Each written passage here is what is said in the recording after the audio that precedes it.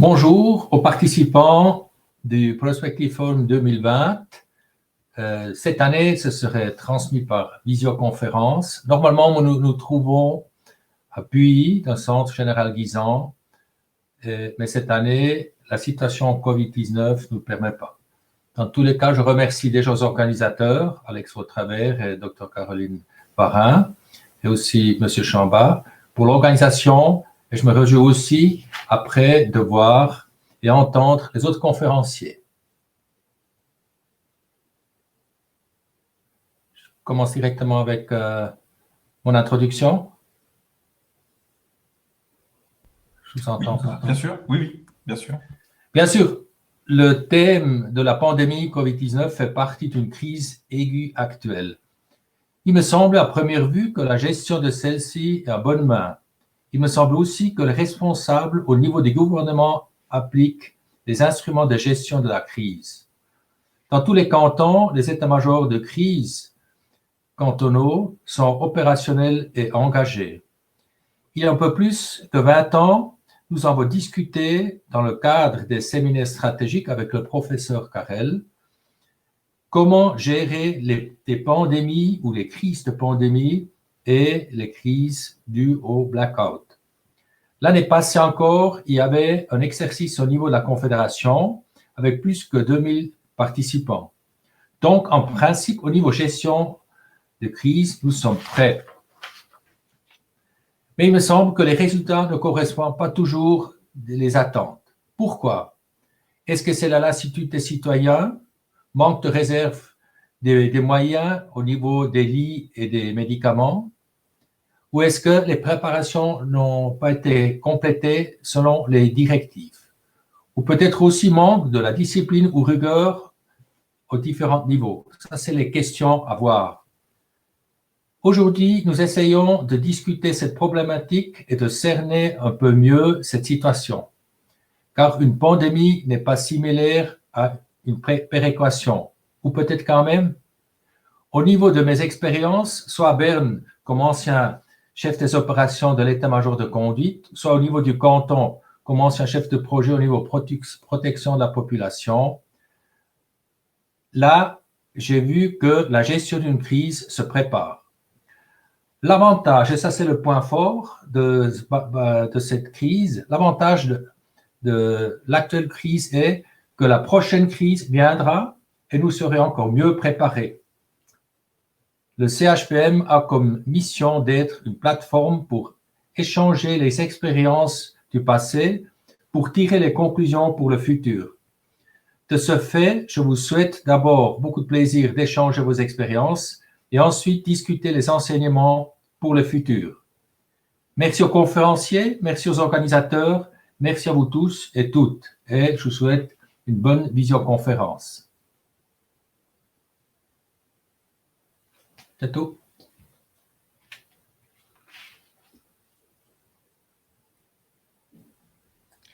Voilà, alors merci beaucoup, Monsieur le Président, cher Daniel, pour cette introduction et cette motivation. Ce Prospective Forum est effectivement un peu différent des 3 précédentes éditions qui ont eu lieu. Jusqu'ici, chaque année, on demandait au public, à l'assistance, de bien vouloir déclencher son téléphone pour éviter d'avoir des bruits dans l'assistance, dans le public.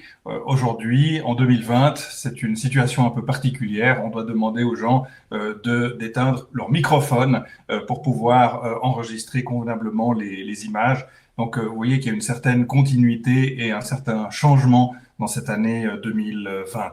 J'aimerais remercier bien sûr le Centre d'histoire et de prospective militaire. Depuis plusieurs années, nous avons introduit avec Grégoire Chamba ces conférences sur des thèmes de prospective, puisque le nom du CHPM, c'est pas seulement l'histoire militaire, mais c'est aussi la prospective, la réflexion et l'anticipation. J'aimerais remercier bien sûr le président, le brigadier Berger, pour sa confiance. J'aimerais remercier également la revue militaire suisse, puisque Plusieurs éditions cette année, en 2020, ont été consacrées à Corona 20, donc les engagements proprement militaires dans le cadre de la protection de la population et l'appui aux autorités. Nous y reviendrons tout à l'heure. Donc il y a toute une documentation qui peut être consultée. J'aimerais bien sûr remercier le capitaine Grégoire Chamba qui est l'artisan de cette journée. Malheureusement, pour des raisons de cas de force majeure, il ne peut pas être avec nous présent à cette conférence aujourd'hui, mais je pars du principe que c'est lui qui a non seulement assuré une bonne partie des préparatifs et puis qui va aussi garantir la bonne diffusion de ces messages et de ces conférences.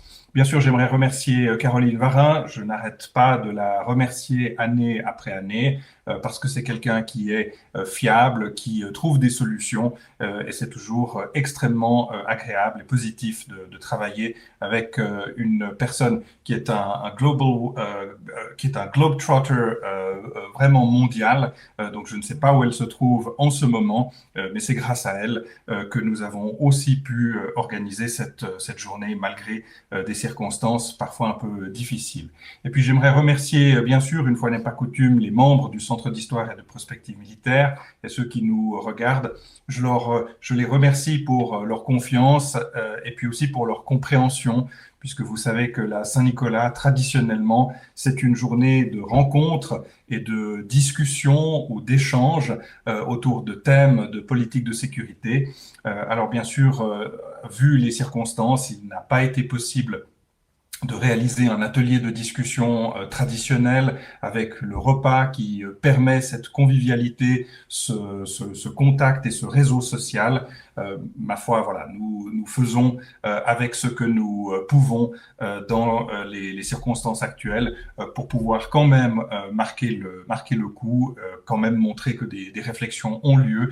Et je pense qu'on peut se fixer cet objectif qu'à la fin de cette demi-journée de présentation et de conférence, eh bien, je suis absolument convaincu que nous aurons tous appris quelque chose, même si on a tout compris de ce qui nous arrive et même si on sait tout ce qui va nous arriver dans notre pays, je pense que parfois il vaut la peine de regarder un petit peu à droite, un petit peu à gauche. On peut être surpris de certains exemples, de certaines bonnes idées qui peuvent venir finalement de pas très loin, juste de l'autre côté de la frontière. Et donc, si nous pouvons participer à cette diffusion des idées, eh bien, je pense que notre objectif sera rempli. Permettez-moi de dire quelques mots d'introduction sur cette année 2020 qui est quand même si particulière. Elle a commencé d'une manière très particulière pour le Centre d'histoire et de prospective militaire parce que pour la première fois, nous avons organisé un cours et un cours payant sur le thème de la gestion de crise.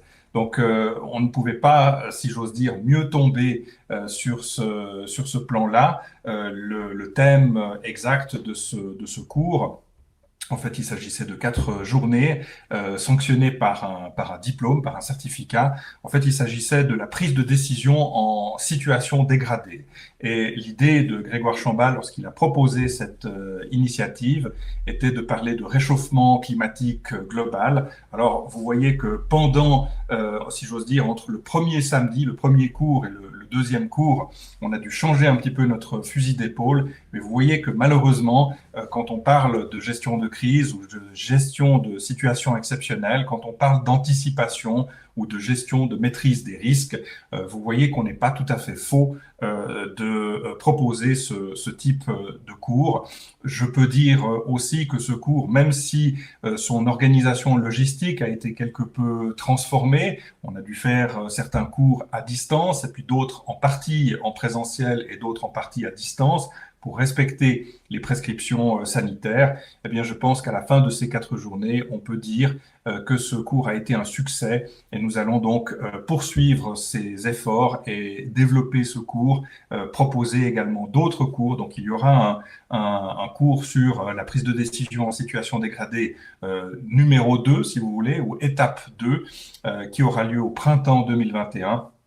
Et nous sommes également en train de développer un cours sur le cyber et la protection des informations, la protection des données, qui se tiendra dans la deuxième partie de l'année 2021. Donc toutes les informations seront bien sûr communiquées lorsque cela sera possible sur le site internet du CHPM. J'aimerais donc terminer cette introduction avec deux mots, un sur l'année 2020 et puis un mot très bref sur l'organisation de cette matinée. 2020, c'est une année assez particulière, c'est vrai, mais j'entends beaucoup de gens dire que c'est une année horrible dans le calendrier, qu'il ne faudrait surtout pas, si j'ose dire, se remémorer cette année, qu'il s'est agi d'une année de crise absolument considérable. Alors, je pense que on est obligé d'avoir une perspective un petit peu plus objective de cette année 2020. Il y a quand même eu, je pense, certaines prises de conscience qui sont très importantes.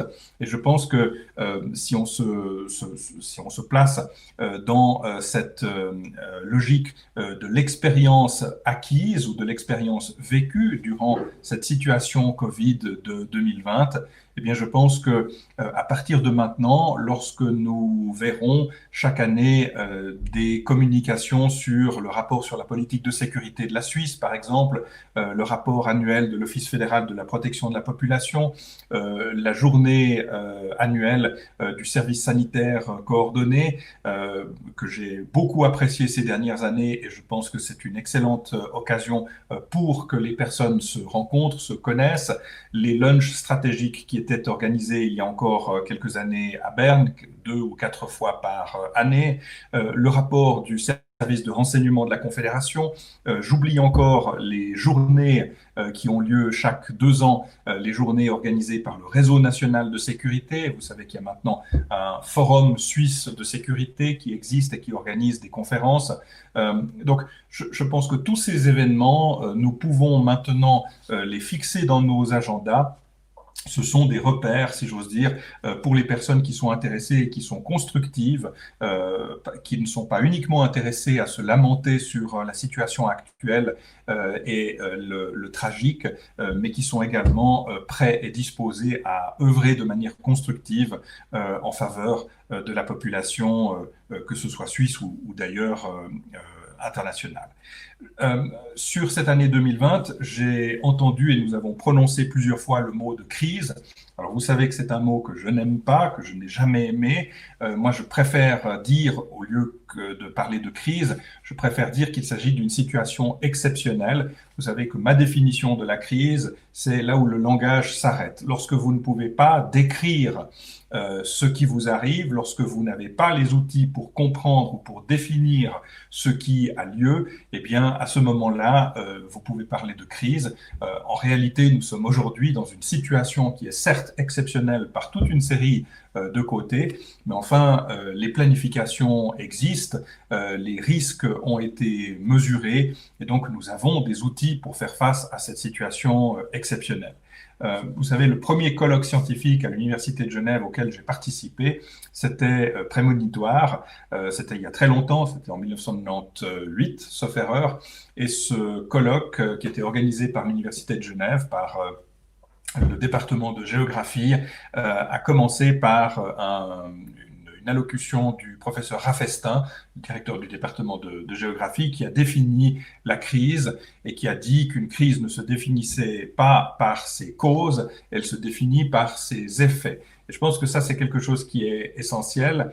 Ce n'est pas tellement l'origine du mal ou de la problématique qui nous intéresse ici. En réalité, c'est un tout petit nombre de spécialistes qui vont s'occuper de la crise, qu'il s'agisse d'une situation exceptionnelle, d'une crise liée au terrorisme, qu'il s'agisse d'une situation exceptionnelle liée au blackout, comme on l'a entendu tout à l'heure, ou qu'il s'agisse de quelque chose dans le domaine sanitaire qui nous intéresse aujourd'hui.